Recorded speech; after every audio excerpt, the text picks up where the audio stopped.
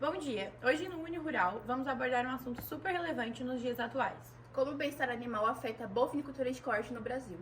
Nos últimos anos, o bem-estar animal se tornou um dos principais requisitos em relação ao consumo de produtos de origem animal, visto que o consumidor atual se tornou mais exigente, apresentando vários critérios durante o processo de decisão de compra. Segundo a portaria número 375, de 16 de julho de 2021, qualquer estabelecimento de abate de animais deve dispor de programas de autocontrole de bem-estar animal, o qual deve ser implantado, mantido e monitorado pelos próprios estabelecimentos. Atualmente, o Brasil é o maior exportador de carne bovina do mundo. Naturalmente, todos os olhos do mercado mundial estão sempre voltados ao nosso país, principalmente quando se trata de medidas e leis que venham afetar a qualidade da carne. Junto a isso, temos o bem-estar animal, que afeta diretamente na característica da carne. Assim, o manejo pré-abate, o abate, o transporte e os métodos de insensibilização realizados incorretamente acarretam em danos físicos, mentais, comportamentais, os quais refletem negativamente na cadeia produtiva da carne, além de prejudicar a rentabilidade do complexo agroindustrial. O estresse tem sido o principal mecanismo de medida ou de avaliação do bem-estar animal, podendo ser definido como uma reação do organismo do animal que geralmente manifestam-se por alterações comportamentais associadas ao sistema nervoso autônomo, neuroendócrinas e adrenocorticais. Além disso, animais em estresse apresentam aumento da temperatura corporal, da frequência respiratória e alta concentração de cortisol cétrico. Esses eventos antemortem estão associados a efeitos negativos no pós-mortem.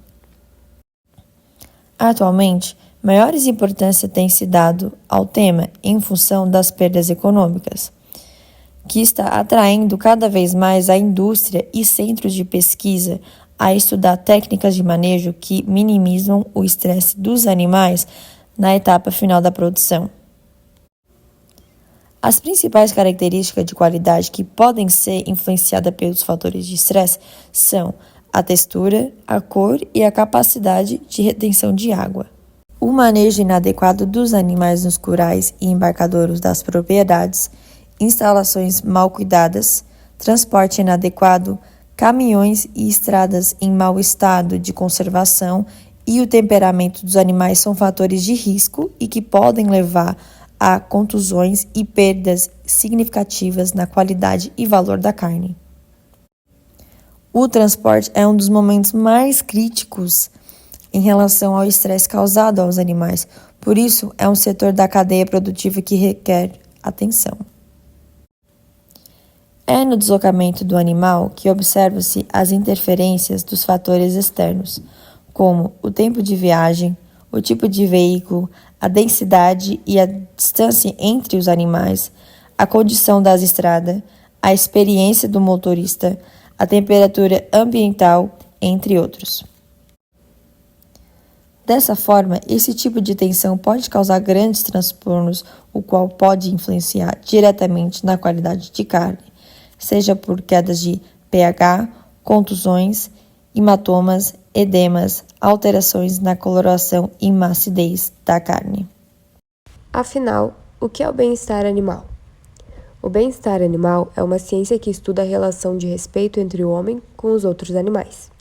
Independentemente da finalidade para a qual o animal é criado, as condições são ajustadas e controladas de tal modo que, dentro das suas necessidades específicas, eles sejam capazes de produzir mais e melhor, com qualidade de vida.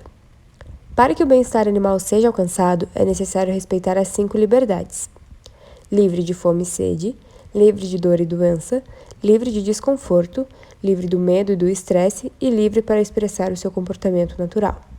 Essas práticas exigem o envolvimento de todos: produtores, funcionários, veterinários e zootecnistas. O que o animal precisa antes do abate? A forma de manejo e a adequação das instalações, tanto na fazenda quanto no matadouro, devem ser observadas a fim de evitar o sofrimento desnecessário do animal e a perda na qualidade final da carne. O período de descanso e dieta hídrica no matadouro é o tempo necessário para que os animais se recuperem das perturbações surgidas pelo deslocamento desde o local de origem até o estabelecimento de abate. É necessário um período mínimo de 12 a 24 horas de retenção e descanso para que o animal que foi submetido a condições desfavoráveis durante o transporte por um curto período se recupere rapidamente. Nesse período, os animais permanecem em descanso e dieta hídrica, sendo realizada a inspeção ante-mortem, com as seguintes finalidades: exigir e verificar os certificados de vacinação e a sanidade do gado, identificar o estado higiênico sanitário dos animais para auxiliar com os dados informativos da tarefa de inspeção pós-mortem, identificar e isolar os animais doentes ou suspeitos antes do abate, bem como vacas com gestação adiantada e recém-paridas, e verificar as condições higiênicas dos currais e anexos. Aqueles animais que apresentam sinais e sintomas de doenças infecto-contagiosas ou quaisquer casos suspeitos, ou ainda que necessitem de um exame mais detalhado, devem ser identificados e segregados no curral de observação. A depender do caso, pode ser necessária a segregação de todo o lote de animais. A seguir, a entrevista com a médica veterinária Carla Pereira, com mais de 15 anos de experiência na área de inspeção. Bom dia, hoje eu estou aqui com a médica veterinária Carla e a gente vai tirar algumas dúvidas sobre a parte de bem-estar animal na parte de bovinos. Bom, Carla, faz quanto tempo que tu trabalha na área de inspeção? Bom, eu trabalho na área de inspeção já há 17 anos, né, e aí que abrange várias áreas que incluem o bem-estar animal, tanto de suínos, bovinos, né, aves, mas especificamente hoje falando de bovinos. Né? Carla, qual a maior importância do médico veterinário na hora ali da inspeção nos abatedouros? Então, a importância do médico veterinário é muito grande na hora da inspeção, né, do abatedouro de bovinos, porque a principal importância é a saúde pública, né, visando a saúde pública e a saúde do consumidor. Então, é o médico veterinário o único profissional que tem a capacidade de fazer o exame ante-mortem, né, avaliando se tem sinais clínicos, avaliações que envolvam, né, qualquer tipo de sinal do animal, e o pós-mortem, que é a identificação de lesões, que também é o único profissional competente, seria o médico veterinário. Certo. Outra pergunta que eu tenho para ti. Qual é a tua maior dificuldade que tu vê na hora da inspeção, na questão do transporte dos animais até o abatedouro? Bom, a maior dificuldade é hoje realmente fazer com que os proprietários ou os motoristas dos caminhões entendam o quanto é importante, né, esse momento, digamos assim, para os animais, né, e lá no final, pensando em toda a cadeia produtiva, para a qualidade da carne, né? Então, assim, primeiramente o bem-estar, então isso envolve treinamento das pessoas envolvidas, né? Então, e muitas vezes, na maioria das vezes as pessoas não estão preparadas e a maior dificuldade que a gente tem realmente é essa mudança, né? Porque são hábitos e eles estão acostumados a trabalhar daquela forma, então a partir do momento que a gente começa a impor, né, essa parte de bem-estar animal, até que eles tenham esse entendimento de quanto isso é importante, né, essa é a maior dificuldade, é essa virada de chave, digamos assim, né, desse entendimento dessas pessoas. Durante todos esses anos de profissão, qual foi a mudança significativa na questão de preocupação com o bem-estar animal? A mudança maior que teve foi agora em 2022, que foi com a publicação da portaria 365, que é exclusiva de bem-estar animal, né? Então, antes a gente não tinha uma legislação própria para o bem-estar, tinham algumas instruções sobre abate humanitário, mas já eram bem antigas, né, e não eram completas. E também tinha um manual de bem-estar animal, mas assim, não era nada legislação, né? Então era uma cartilha do Ministério da Agricultura. Então, com essa portaria, como é uma legislação, acabou que todos os estabelecimentos têm que se adequar, né, com o que está descrito ali. Então, veio através desse documento, para nós profissionais também fica mais facilitada a cobrança, né, dentro dos abatedouros, né? Então tem um embasamento para essa cobrança. Em todos esses anos de profissão, tu já observou algum erro assim grotesco que tu teve a necessidade de chamar a atenção de alguém que tu achou que, isso não é legal? Várias vezes. Em vários momentos, né, trabalhando com essa parte de abate, a gente se depara com essas questões pelo fato aquilo que eu já comentei, né, das pessoas não estarem preparadas, né, para essa mudança e geralmente são pessoas que trabalham a campo há muito tempo, que já aprenderam com seus pais, avós a trabalhar naquela forma, então fica muito mais difícil a mudança. Quais os cuidados necessários para a questão do transporte e o que pode acarretar caso ele seja feito de forma incorreta? Então, nós fazemos treinamentos, né? Como eu falei na portaria 365, isso é uma das exigências, também está no regulamento de inspeção, né? Essa extensão do frigorífico até os produtores e os proprietários. Então, é feito treinamento para esses motoristas para terem cuidados com a velocidade do caminhão, não darem freadas bruscas, né? Senão o animal pode cair, ter pisoteio um por cima do outro. Também com que todo o caminhão ele não tenha nenhum tipo de por exemplo, madeira solta, prego, né? Para que não tenha nenhum objeto pontiagudo, que isso pode levar a algum ferimento. Também tem que ser um piso antiderrapante, geralmente eles colocam uma borracha para que o animal não escorregue. A limpeza é importante também, né, do caminhão, após os transportes sempre fazer a higienização, para evitar aí também doenças infecto-contagiosas, né, e também a lotação, né, então assim, o que se fala sobre lotação é que o animal ele tem que conseguir levantar, deitar e se movimentar, né, no caso se virar, isso seria uma avaliação de uma movimentação ideal.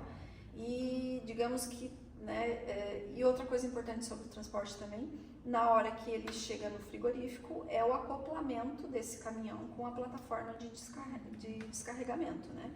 Porque se o caminhão ele fica num desnível diferente ou um vão muito grande, né? A hora que os animais vão descer, eles podem colocar a perna dentro e aí surge alguma fratura, né? Se machucar. E aí toda essa parte de transporte, se não for bem feita, então o animal pode vir desde fratura, contusão, hematoma, hemorragias, né?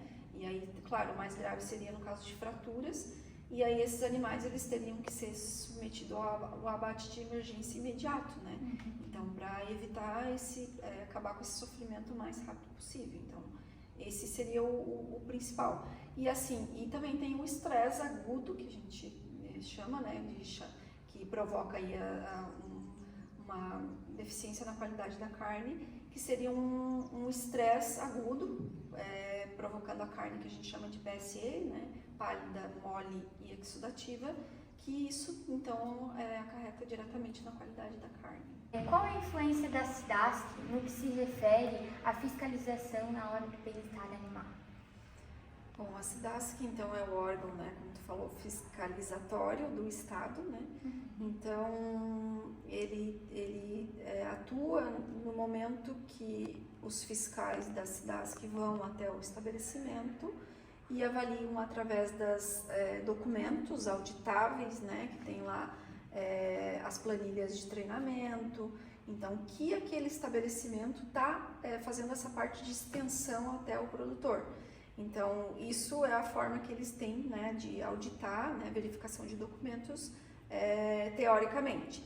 Na prática, claro que eles vão acompanhar todo o sistema de abate, desde o descarregamento dos animais, lotação de currais, se os currais todos têm acesso à água, sombreamento, higienização dos currais, se está sendo separado aqueles animais que chegam fraturados, machucados, que eles precisam ir para um abate de emergência, se existem animais que têm algum sinal clínico, sintoma de alguma doença infecto-contagiosa, eles precisam ser separados para um exame clínico mais apurado, né? Então eles vão observar tudo isso e depois até a parte da insensibilização, né? Que aí observar pressão de pistola pneumática, se o animal está bem contido na hora da insensibilização, tempo da insensibilização até sangria.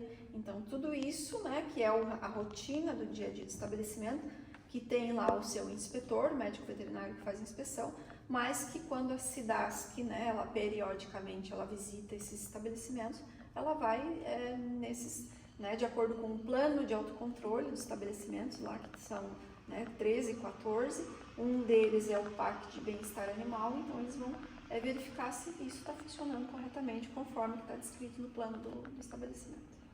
Certo, então essa foi a nossa entrevista com a médica veterinária Carla. Fiquem agora com o vídeo para mostrar para vocês um pouquinho como funciona. É isso, bom dia!